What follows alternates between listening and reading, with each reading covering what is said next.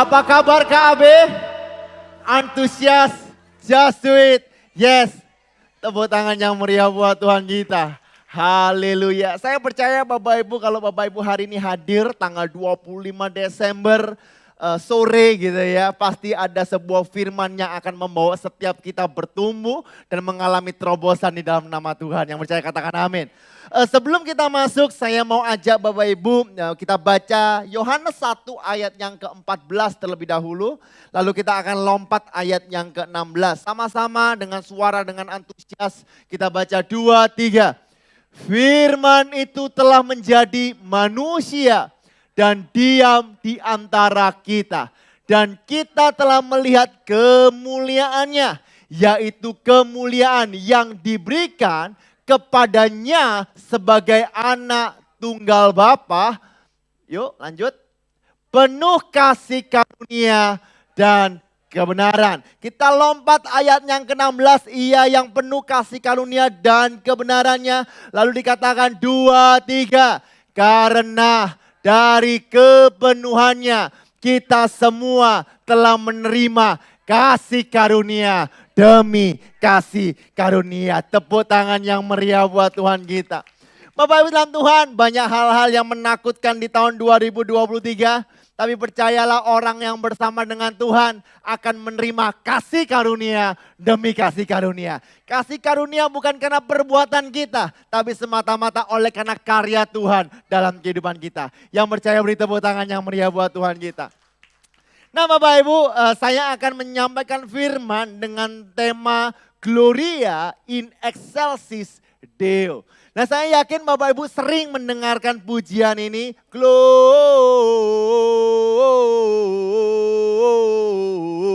Gloria in Excelsis Deo.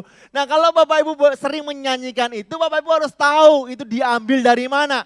Karena kalau Bapak Ibu search Gloria in Excelsis Deo tidak ada di Alkitab. Rupanya Bapak Ibu ini diambil dari Lukas 2 ayat yang ke-14.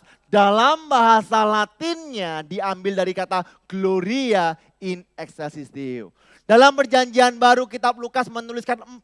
Saya sudah bahas minggu lalu, Bapak Ibu bisa lihat di internet. Bagi Bapak Ibu yang saya melayani pagi dan siang, sore Pak Gideon. Jadi Bapak Ibu bisa belajar. Nah ada 4 pujian. Yang pertama adalah pujian Maria.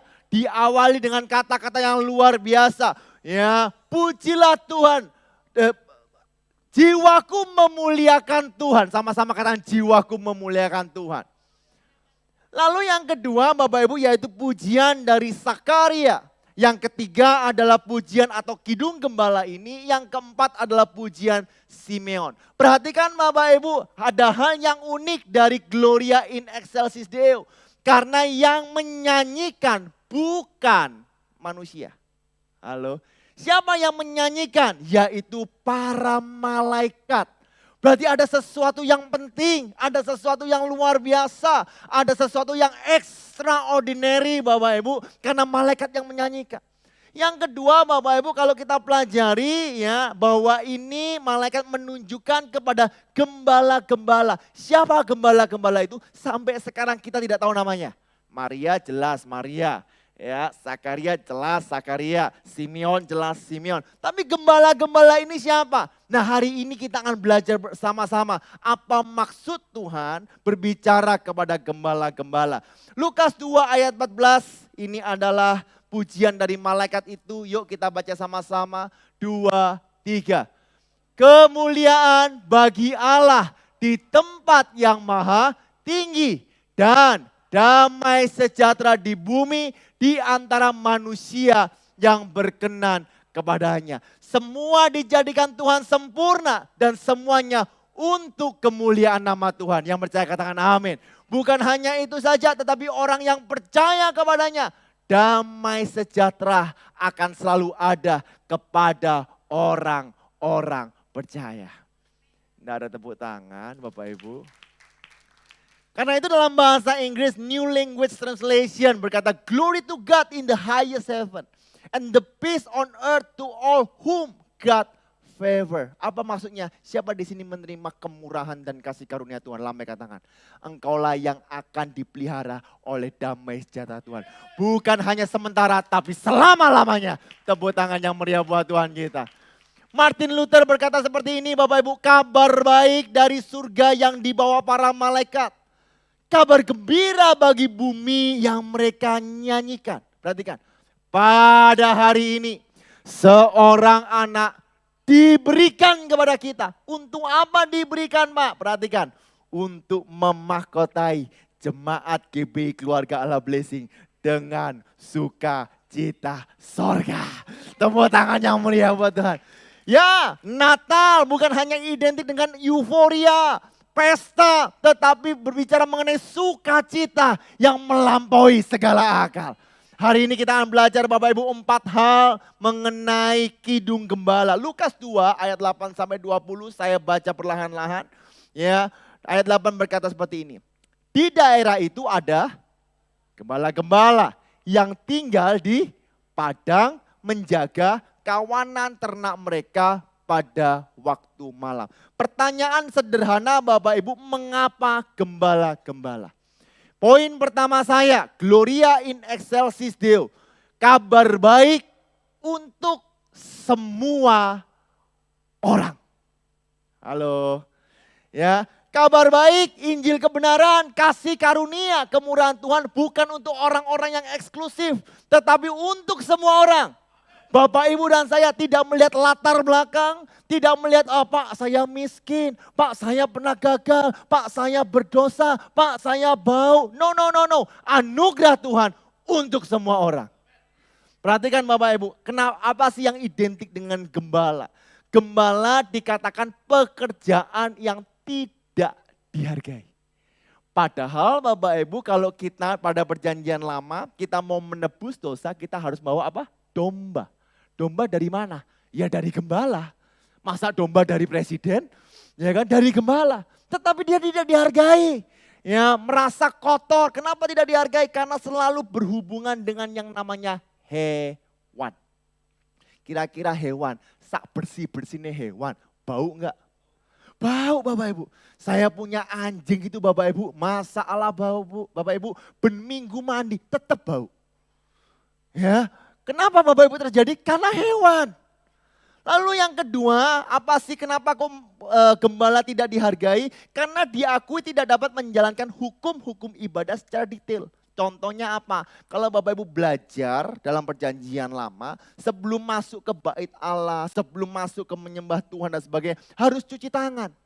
Nah gembala nggak bisa, kenapa? Karena berhubungan dengan hewan. Bahkan komentari mengatakan bahwa tidak ada yang mau menerima gembala ini masuk ke rumahnya. Kenapa? Karena bau. Bapak Ibu kalau Bapak Ibu berhubungan terus dengan hewan, entah kenapa bau itu nempel dalam tubuh kita. Betul atau betul? Ya, Bapak Ibu kalau saya punya teman Michelle itu Bapak Ibu ya, anjingnya di rumah ada 30 Bapak Ibu. Coba bayangkan Bapak Ibu ya. Wah banyak. Dan di mana-mana yang namanya celananya, bajunya pasti ada bulu anjing. Gitu ya. Dan saya Bapak Ibu kadang ada sedikit alergi anjing. Jadi dia kadang hajing-hajing sendiri Bapak Ibu. Kenapa? Ada sesuatu yang nempel.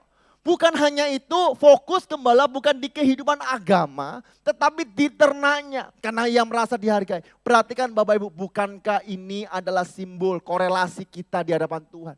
Mungkin dari Bapak Ibu ada yang tidak dihargai. Engkau lakukan segala sesuatu dinilai engkau tidak berharga atau tidak masuk hitungan. Hari ini kabar gembira, Tuhan bicara kepada kita. Anugerah Tuhan ada dalam kehidupan kita. Mungkin Bapak Ibu seperti gembala bau, maksudnya apa? Dosa sudah menempel dalam kehidupan kita. Kita susah untuk menghilangkan bau dosa dalam kehidupan kita. Hari ini ada kabar gembira, justru malaikat memilih gembala untuk menceritakan kasih karunia yang besar. Yang percaya katakan amin, yang percaya katakan haleluya. Dan mungkin fokus Bapak Ibu untuk membenarkan diri. Berusaha untuk melihat ternak, memelihara, yang penting saya bisa terbaik. Bapak Ibu, dia datang untuk menyelamatkan setiap kita semua. Bukan usahamu, tapi semata-mata oleh karena kasih karunia Tuhan. Sama-sama katakan, Nah Bapak Ibu coba, kenapa sih kok harus gembala? Kira-kira Bapak Ibu kenapa? Kenapa aku gak mau para pejabat? Kan enak kalau pejabat, Injil gampang diberitakan, betul? Ya, kan bangsawan. Wah, lalu bangsawan bilang, wah ada Kristus Raja yang akan menjadi juru selamat. Mudah Bapak Ibu. Nah kalau gembala, siapa yang mau percaya? Tapi perhatikan Bapak Ibu, saya suka ya our Presiden Joko Widodo. Wah, oke. Ya, dia yang memperkenalkan kata-kata blusuan. Blusuan itu apa? Beliau yang menciptakan. Ya, dia katakan ini, saya tidak akan pernah berhasil memimpin apabila saya tidak turun untuk mengetahui apa yang terjadi pada rakyatku. Karena itu Yesus sendiri, dia turun ke dalam dunia untuk melihat dan menanggung dosa setiap manusia. Karena itu Martin Luther berkata, this is what is meant by the King command. Inilah yang dimaksud dengan datangnya Raja kita, yaitu Yesus Kristus. You do not seek him, but he seek you. Ya, engkau gak mencari dia, tapi dia yang mencari engkau. Halo, you do not find him, but he find you. Engkau gak menemukan mereka, tapi engkau tidak menemukan Tuhan, tapi Tuhanlah yang menemukan engkau. Karena itu firman Allah berkata, tepuk tangan yang meriah buat Tuhan kita. Ya, bukan engkau yang memilih aku, tapi aku yang memilih kamu. Bukankah itu betapa indahnya kasih karunia Tuhan. Nah, saya ada 2 ayat Bapak Ibu untuk meneguhkan kita bahwa kasih karunia Tuhan itu menyelamatkan semua manusia. Titus 2 ayat 11 berkata seperti ini. Karena kasih karunia Allah yang menyelamatkan siapa? Semua manusia atau sebagian manusia? Atau yang sudah berpuluhan saja? Semua manusia sudah nyata. 1 Yohanes 2 ayat 2 berkata, dan ia yaitu Kristus adalah pendamaian untuk segala dosa kita. Dan bukan untuk dosa kita saja, tetapi juga untuk dosa seluruh dunia. Jemaat KAB, mari sama-sama kita baca Yohanes 3 ayat 16 dengan suara yang keras. 2, 3. Karena begitu besar kasih Allah akan dunia ini, sehingga ia telah mengaruniakan anaknya yang tunggal, supaya setiap orang yang percaya kepadanya tidak binasa, melainkan beroleh hidup kekal. Tepuk tangan, katakan haleluya. Katakan terima kasih Tuhan. Saya mau minta sekali lagi, Tuhan gak melihat latar belakangmu, Tuhan menerima engkau. Sama-sama katakan, Tuhan menerima saya. Yang kedua, Gloria in excelsis Deo. Kita belajar bahwa firman adalah kabar baik yang membawa apa? Terobosan. Siapa di sini mau terobosan di tahun 2023? Berjalanlah melalui kebenaran firman Tuhan. Sebab dialah Tuhan yang menciptakan dari yang tidak ada menjadi ada. Perhatikan baik-baik Lukas 2 ayat 8. Ya. Di daerah itu ada gembala-gembala yang tinggal. Sama-sama katakan tinggal. Tinggal di sini kalau Bapak Ibu gali ya, bukan memiliki arti bahwa dia ada di sebuah rumah, villa ataupun di tenda. Tetapi artinya sederhana bahwa langit adalah atapnya. Jadi artinya Bapak Ibu gembala-gembala itu tidak memiliki tempat tinggal. Dia tinggal ya di padang itu Bapak Ibu. Ya, dia tinggal di padang menjaga kawanan ternak mereka pada waktu malam. Kenapa pada waktu malam? Karena pada saat malam ada binatang buas. Halo, pada saat malam Bapak Ibu mungkin ada pencuri atau perampok Bapak Ibu yang mau mengambil. Atau juga Bapak Ibu kenapa malam? Karena yang namanya domba-domba ini kalau gelap ya Bapak Ibu suka nyasar. Lalu apa maksudnya Bapak Ibu? Perhatikan Bapak Ibu Lukas 2 ayat 9 berkata seperti ini. Tiba-tiba, sama-sama katakan tiba-tiba. Berdirilah seorang malaikat Tuhan di dekat mereka. Dan kemuliaan Tuhan bersinar meliputi mereka.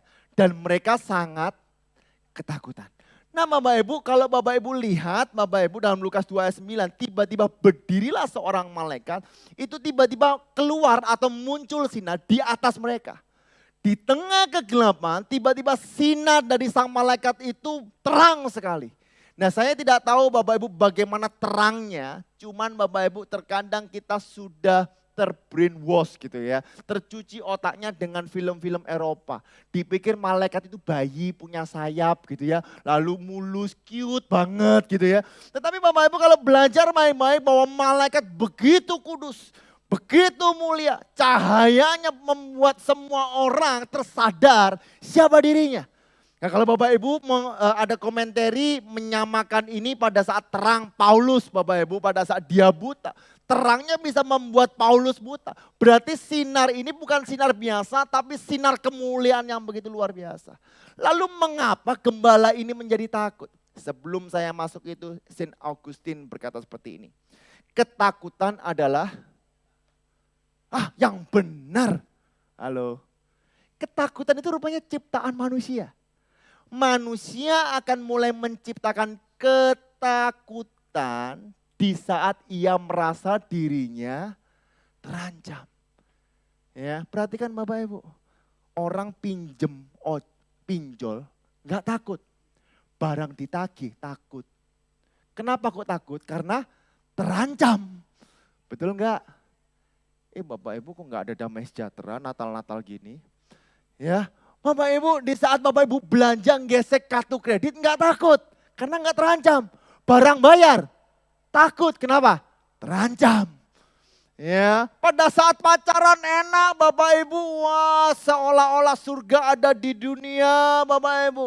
Ya, kenapa? Karena nggak terancam. Barang gegeran terancam, jadi takut. Jadi Bapak Ibu takut itu ciptaan manusia.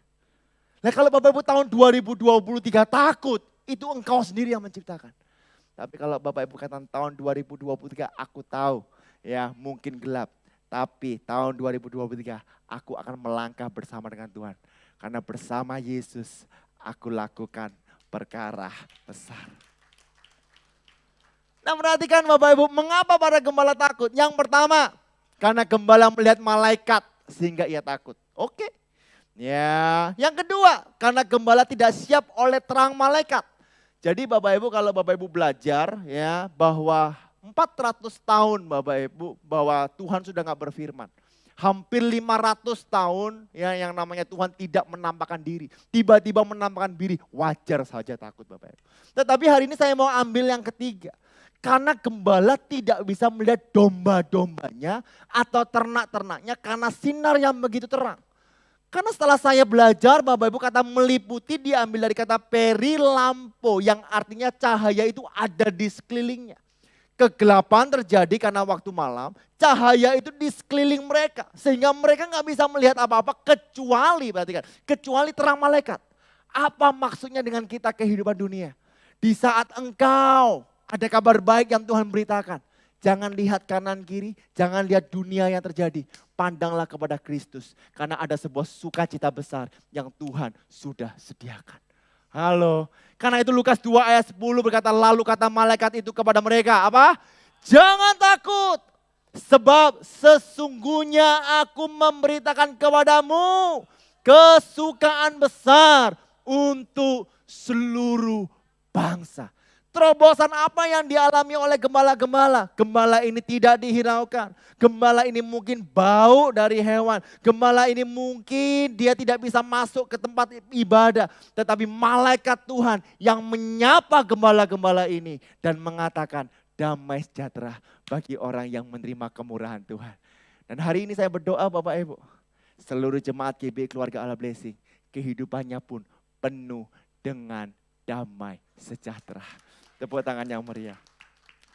Apa kabar gembiranya? Lukas 2 ayat 11 sampai dengan ayat 12. Yuk sama-sama kita baca. 2, 3. Hari ini telah lahir bagimu Juru Selamat yaitu Kristus Tuhan di kota Daud. Dan inilah tandanya bagimu. Kamu akan menjumpai seorang bayi dibungkus dengan lampin dan terbaring di dalam palungan. Ada korelasi lagi Bapak Ibu. Ya, dia ada di kain lampin. Kain lampin itu apa ya? Kain lampin itu kain sampah Bapak Ibu. Bekas yang namanya ternak itu melahirkan. Di palungan yang ada hubungannya juga dengan gembala.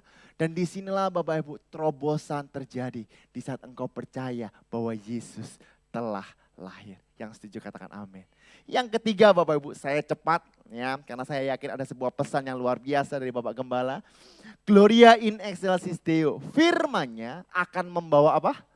Kemuliaan dan damai sejahtera. Inilah pujian dari malaikat-malaikat.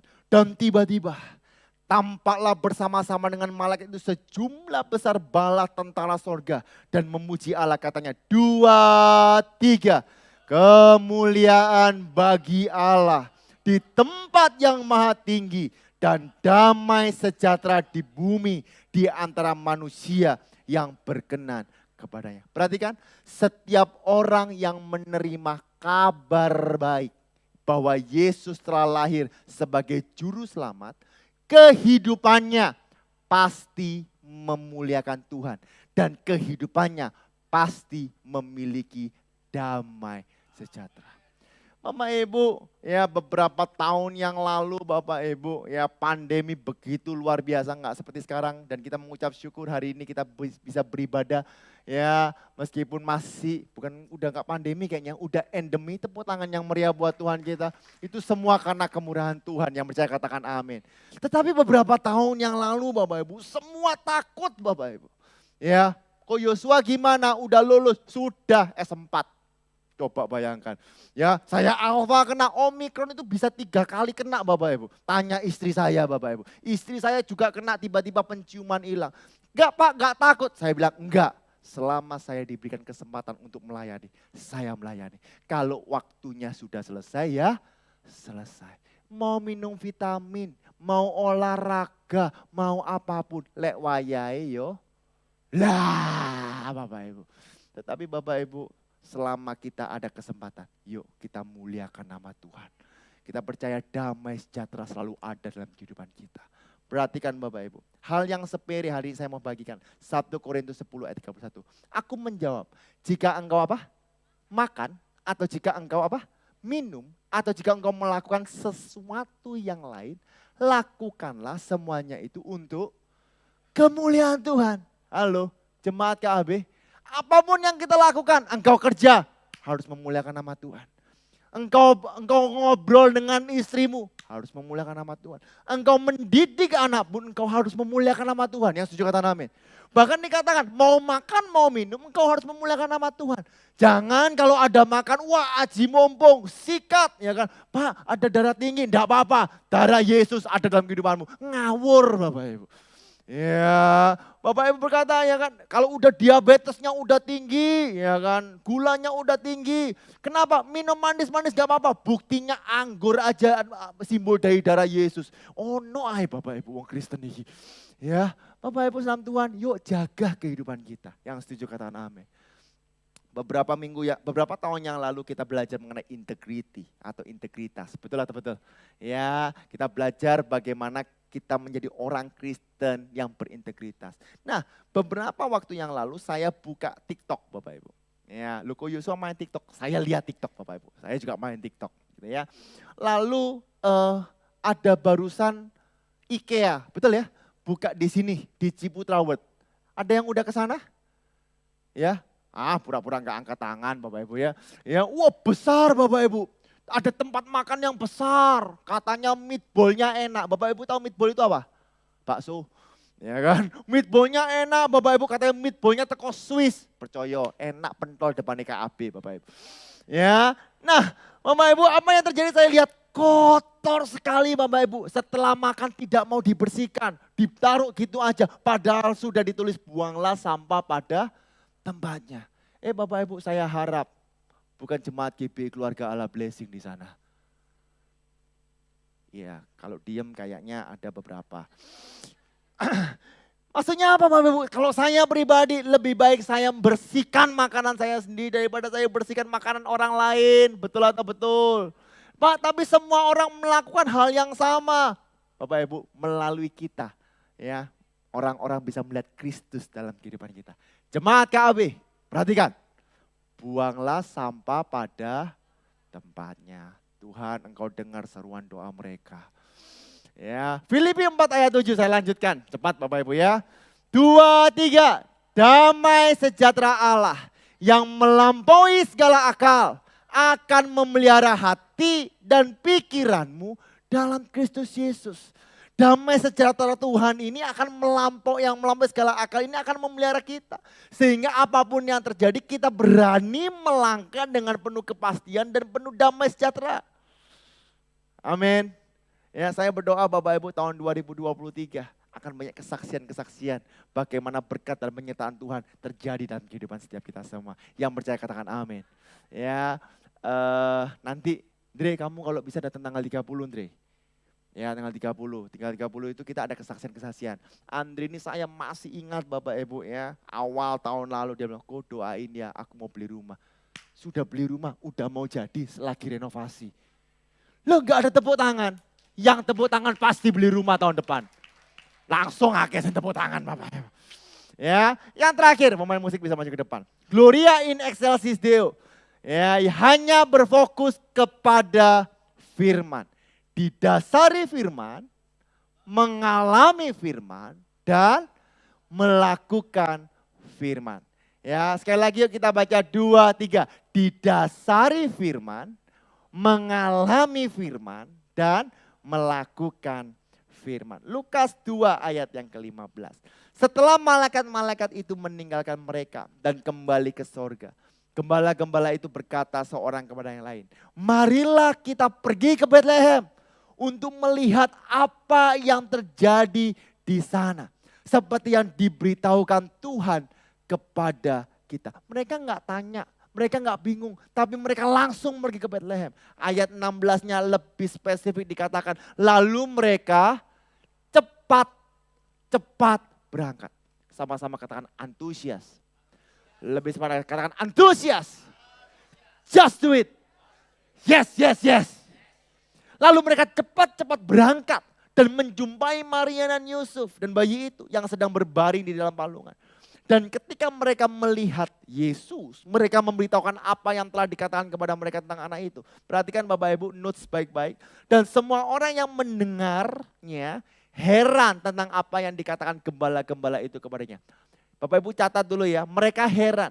Lalu yang terjadi ayat 19, tetapi Maria menyimpan segala perkara itu di dalam hatinya dan merenungkan. Ayat 20, maka kembalilah gembala-gembala itu sambil memuji dan memuliakan Allah. Karena segala sesuatu yang mereka dengar dan mereka lihat, semuanya sesuai dengan apa yang telah dikatakan kepada mereka. Bapak Ibu perhatikan, ada sebuah respon yang berbeda-beda. Betul? Bapak Ibu kalau melihat Bapak Ibu ada orang di sana, beberapa orang, mereka mendengar dengan heran. Kenapa mereka dengar dengan heran? Karena mereka nggak mengalaminya. Sedangkan Maria, Bapak Ibu, mereka menyimpan dalam hatinya dan merenungkan. Tetapi gembala-gembala ini, mereka yang mendengarkan firman, mereka yang melihat sendiri, dan mereka yang take action, mereka pulang dengan sukacita. Sama-sama katakan sukacita.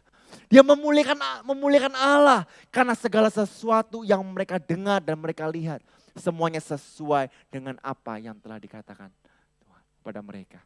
Perhatikan, hanya memiliki dasar akan menjadi kita menjadi pribadi yang ahli Taurat. Hanya memiliki pengalaman akan menjadi sebuah penyesatan.